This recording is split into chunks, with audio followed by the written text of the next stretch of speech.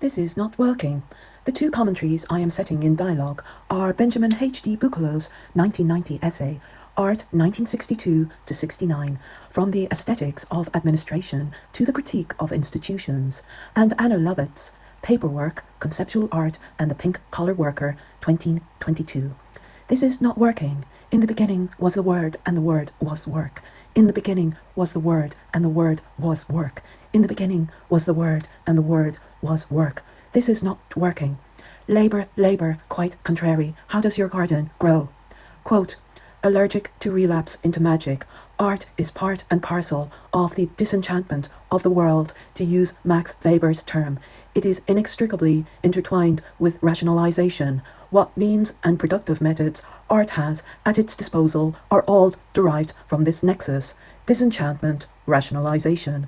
Seth had been a plumber prior to becoming the conceptual art impresario who curated the exhibition January 5th to 31st, 1969, which is the primary focus of Lovatt's paper. Saul Lewitt stated in Aspen magazine in 1967 that the aim of the artist would be to give viewers information. He would follow his predetermined premise to its conclusion, avoiding subjectivity. Chance, taste, or unconsciously remembered forms would play no part in the outcome.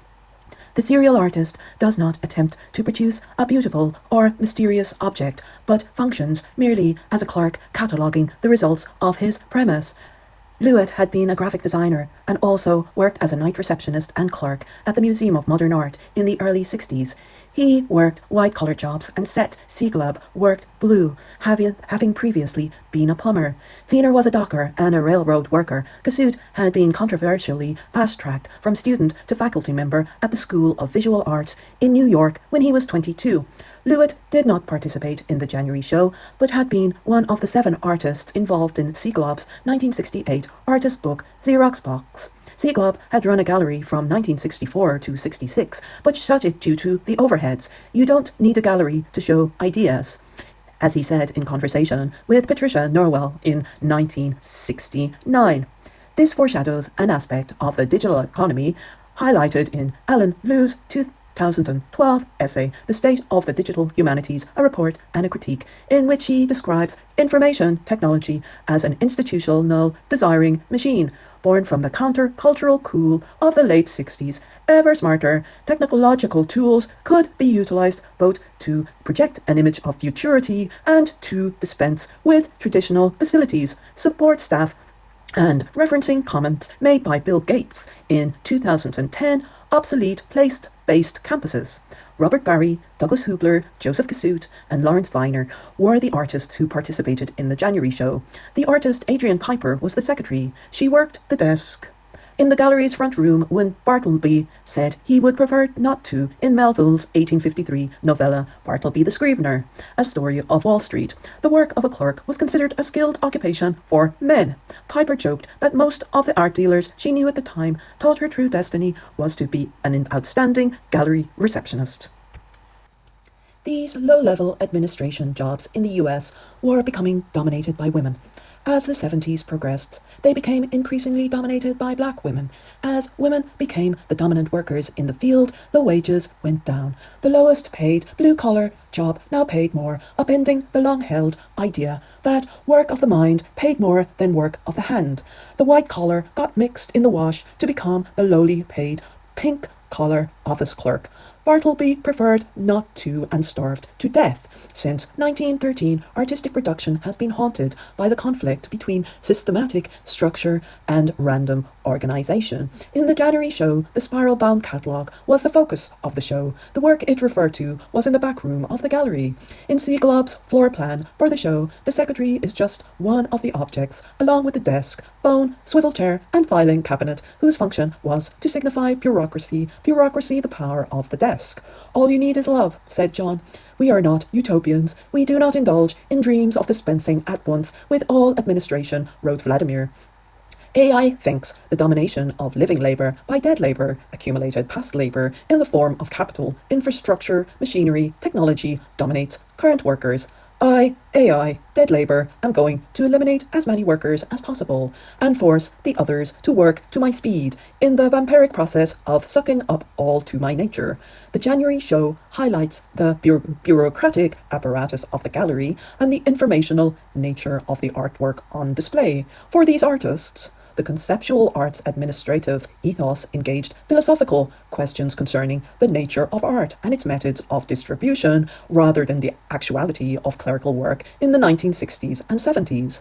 Piper, the secretary, is an object amongst others in Sieglob's floor plan. She is a worker selling her labor time and not an artist engaged in a performance. Piper produced the work Hypothesis Situation Number 14 in 1969, a few months after the January show.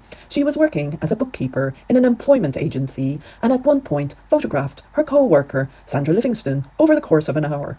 She then logged Livingston's movements around the office on a graph, time measured on the horizontal axis and movement on the vertical. The secretary now becomes an object moving in space. This work can be understood as a parody or perhaps mimetic exacerbation of the time and motion studies which produced to optimize the labor that could be extracted from workers, such as that produced by the Systems and Procedures Association of America, which was a guide to office and clerical time standards. For example, the standardized time it should take for opening and closing files, folders and drawers, as well as chair activity. Also cutting with scissors, hole punching, stapling, folding, and enveloping. Lovatt asserts that in this piece, Piper was aligning the daily activities of the manual worker with the execution of conceptual art. But what does it mean to align the waged work of the manual labourer with the tasks undertaken by an artist in producing conceptual art? In Harry Braverman's 1974 book, Labour and Monopoly Capital, the subject of the book is capital, an unending process that over time stripped labour of its concrete specificity, rendering it increasingly interchangeable and increasingly abstract. Conceptual art, viewed through this prism, can be understood as unconsciously manifesting the same process which was occurring to work in general, the move to a post-industrial economy where information becomes the dominant raw material as well as output. Lovatt refers to Rosemary Castoro and Hardina Pindell, along with Piper, as artists who engaged with the aesthetics of administration in their art practice and worked clerical jobs. The work they exhibited utilized more traditional modes of production. They displayed large paintings and sculptural forms. Pindell, in the early 70s, began producing spray dot paintings by spraying paint through hole-punched card stock templates. On the 15th of December 1971, Castoro wrote in her diary that Pitman shorthand had returned in the form of brush strokes spelling people's names. Their paid day jobs as low-level clerical staff provided the raw materials they both worked with and reflected on, but the resultant work was more readily identifiable as art than that in the January show. If you encounter a painting in the wild, so to speak, it is still a painting, and so recognizable as art. But a Dan Flavin in the wild just becomes a dumped neon tube, a cassoute, an abandoned chair or plant or three. Quote, when in 1917 Duchamp submitted a store-bought urinal to the exhibition of the Society of Independent Artists, he hoped to express the fact that when we see something in a context which directs us to regard it as art, then we shift mental focus and regard it as art, which is the same as saying it is art. This is one of the ironic features of both the ready-made and the dematerialization of the artwork. Institutional clout becomes more important. This again mirrors or shadows the wider economy. A discourse of power rather than aesthetics is used to validate artworks.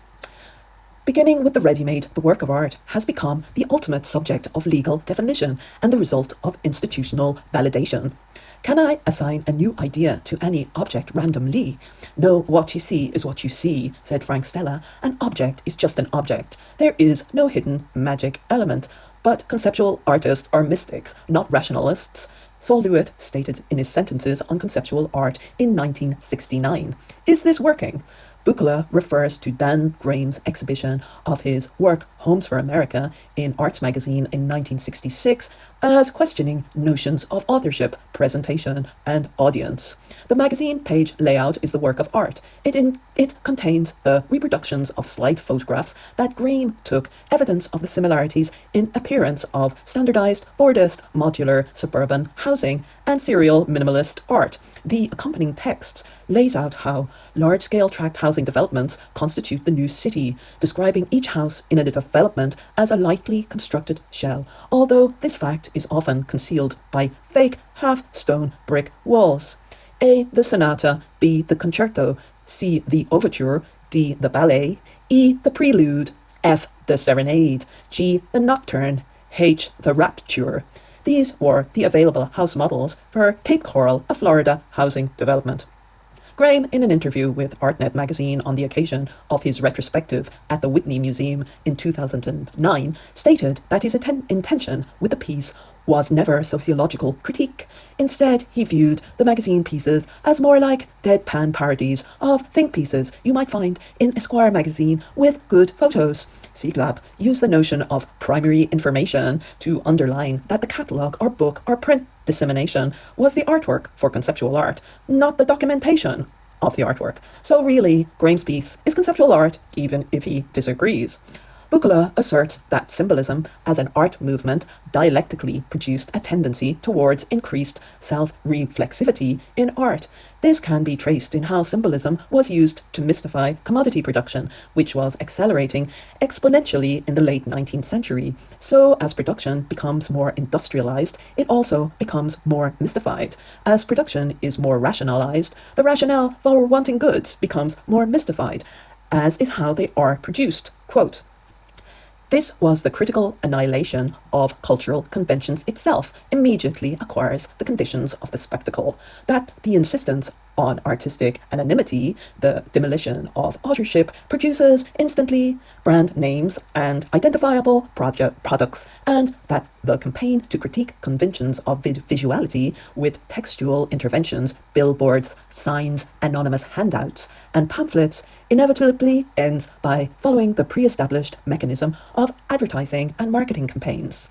Mimetic relationship miming the operating logic of late capitalism and logical positivism, turning it to investigate where this ideology comes from, using this administrative aesthetic in the institutions of art. No mystification, no romanticism, no transcendence. I found a silverfish in my book. AI said, don't kill it. It is an ancient creature. Buchloh writes that the Belgian artist Marcel Bruthaers transformed the conceptual artist's mimetic critique into total farce. Bruthaers' dialectics revealed that conceptual art revealed a loss, that art had been totally absorbed into the dominant administrative ideology. It was not conceptual art's mistake. They just took their investigations as being part of the Enlightenment project of sweeping aside mysticism and mythical forms of perception, but instead it was another, perhaps the last of the erosions, and perhaps the most effective and devastating one, to which the traditionally separate sphere of artistic production had been subjected to in its perpetual efforts to emulate the regent episteme within the paradigmatic frame of proper to art itself.